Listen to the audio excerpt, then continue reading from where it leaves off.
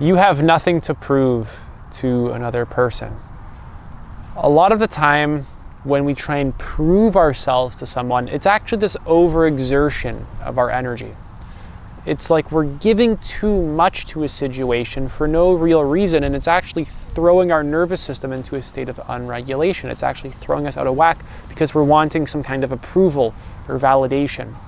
Really dig into why you feel the need to prove yourself to people. Dig into why you have to receive their validation. Of course, feeling connected to other people is a survival need, right? It's something that we need in order to be healthy. But you don't need absolutely everyone to validate you, or you don't need everyone's approval.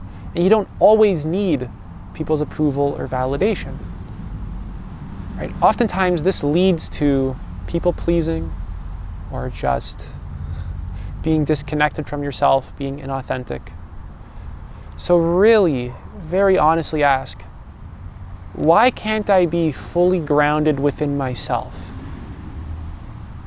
What is preventing me from really being fully grounded within myself? What's preventing me from fully inhabiting my own self and just being totally embodied within myself? You see, there's no actual need to prove yourself to another person.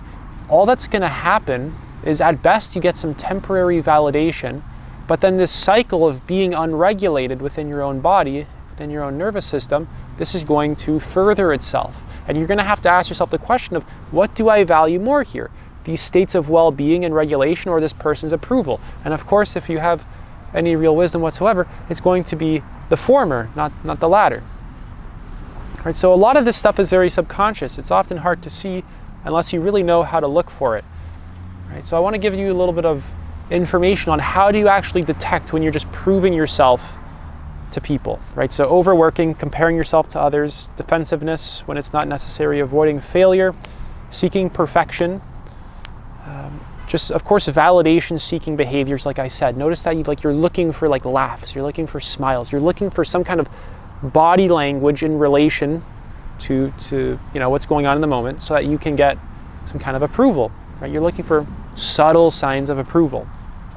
Over-explaining, of course, people-pleasing, avoiding vulnerability, difficulty relaxing, constantly seeking external rewards, feeling constantly stressed or anxious, and an inability to set boundaries and say no. And I'll just leave it at that. That's quite a lot.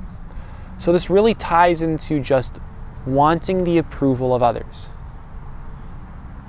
And you have to really begin to give this aspect of your psyche a lot of attention, because a lot of the things that you do, whether you know it or not, are for the approval of other people. Because growing up, this was a deep need in our childhood. Without the approval of people in positions of authority, parents, teachers, it felt like our very survival was threatened because we were dependent upon them for our needs.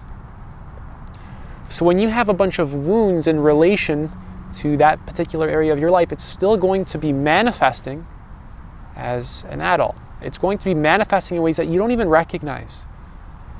Right? Because essentially your nervous system, again, it's unregulated, and you're just always in states of unregulation. And you just don't have a contrasting experience to compare your current way of being with and another way of being. But as you do this inner psychological and spiritual work, raising your consciousness, it becomes more clear and clear and clear. You actually begin to experience more states of well-being, regulation if you're doing it properly, and you begin to see your mind more clear. You begin to become more honest with yourself.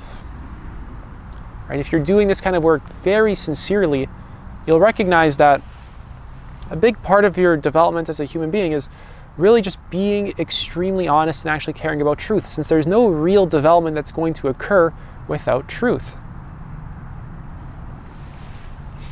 Moving on is learning to overcome this.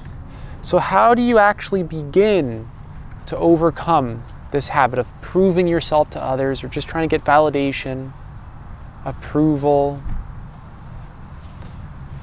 Right? What do you actually very practically do? So you have to start recognizing the inauthentic pattern. You have to be very honest about it. Like I said, you cannot lie to yourself, right? And this is really just step one, is just acknowledging that it exists,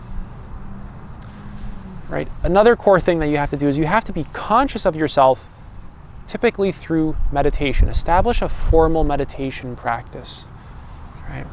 Sitting in a room, undistracted, observing your mind, observing your emotions, feeling into your body, inhabiting your body, right? Learning to ground yourself in the body.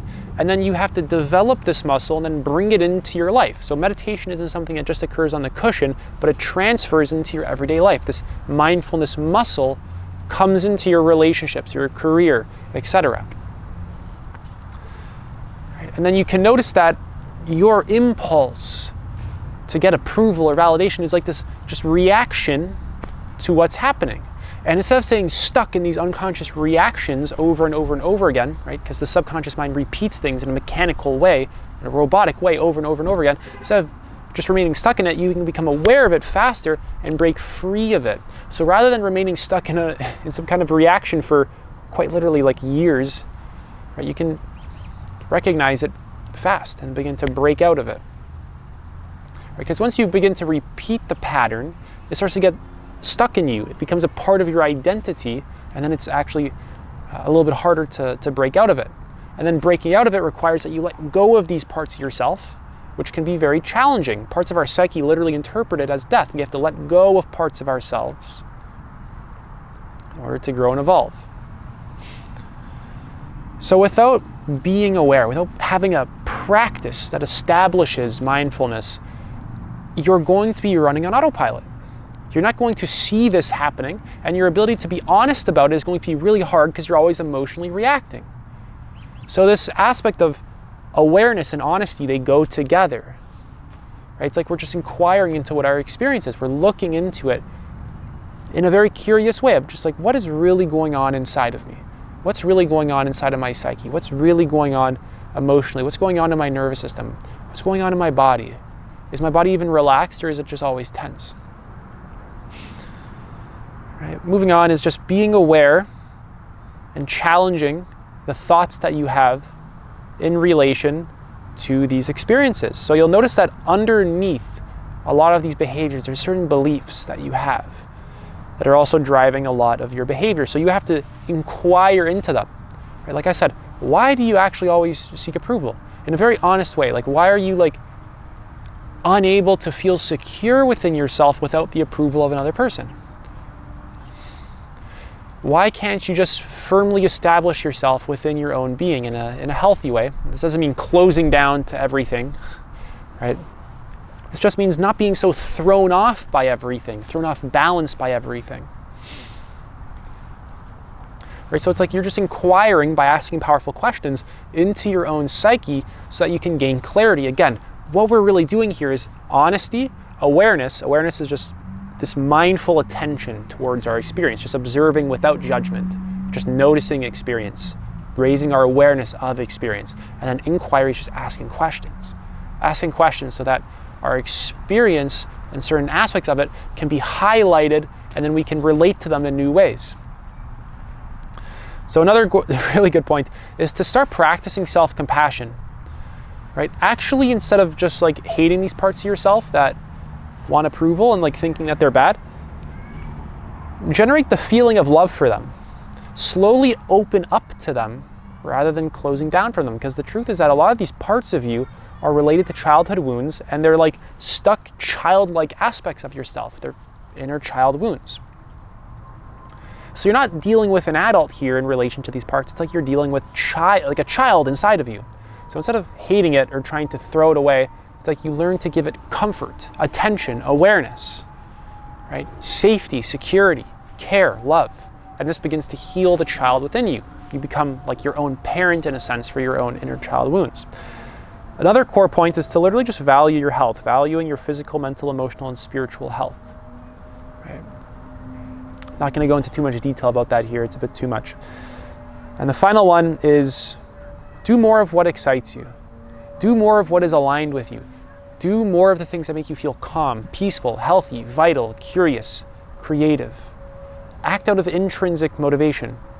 You're really acting out of the things that are very aligned with you, the things that you genuinely care about, not the things that you've been conditioned to care about, but the things that you actually care about and are coming from intrinsic motivation. Forms of curiosity, creativity, purpose, mastery, sense of freedom, sense of excitement, etc. So it's like we're slowly connecting you to parts of yourself and to really yourself as a whole. And this is how you're going to heal this pattern. This is how you're going to heal this long term. Right? Because growing up, you had this pattern of disassociating from yourself over and over and over again when you were rejected or when things were uncomfortable and you couldn't handle it because you're just a young kid. You disassociate from these painful experiences and you reject certain parts of yourself. And then basically you're just withdrawing your awareness from parts of yourself. And that's essentially what a psychological emotional wound is. It's just a part of you where you've withdrawn awareness from. And you do this over and over and over and over again to the point where you're very fragmented. And in a sense right here in this video, we're slowly integrating all these parts of you again and again and again and again, right? To make you a more whole human being rather than being internally fragmented, right? And divisive internally. Right? It's like we're learning how to relate to all the different parts of us in a more harmonious and conscious way so that we can experience more psychological, emotional well-being. That's it for this video. If you guys are interested in working with me, you can apply to do so. Link is in the pinned comment. Take it easy.